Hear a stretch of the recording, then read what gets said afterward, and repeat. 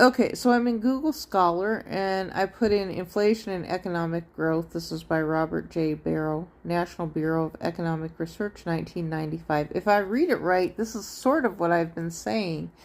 Data for around 100 countries from 1960 to 1990 are used to assess the effects of inflation on economic performance. If a number of country characteristics are held constant, then regression results indicate that the effects from an increase in average inflation by 10% points per year are a reduction of the growth rate of real per capita GDP by 0.2 to 0.3 percentage points per year, and a decrease of the ratio of investment to GDP by 0.4 to 0.6 percent points. Since the statistical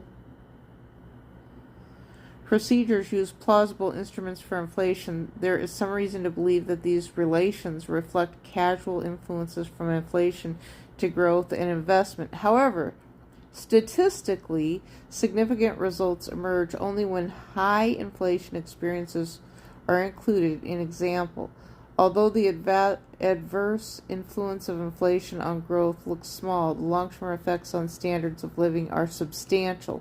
For example, a shift in monetary policy that raises the long-term average inflation rate by 10% points per year is estimated to lower the level of real GDP after 30 years by 4 to 7% more than enough to justify a strong interest in price stability. So I'm thinking the only people who could actually do a price stability would be, well, the corporations can do it.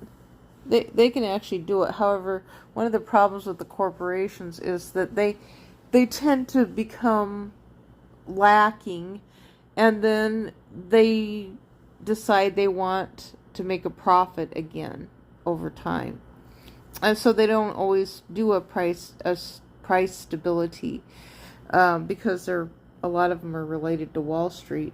But I've been saying that if we had one low price, just one low price, and lowered prices way down, then the American public, the prices would be low all the time. They'd be the same all the time. I don't see anything wrong with that. If the company can make a tiny bit of profit, it doesn't have to be astronomical. But right now what we have is not helping the consumers at all.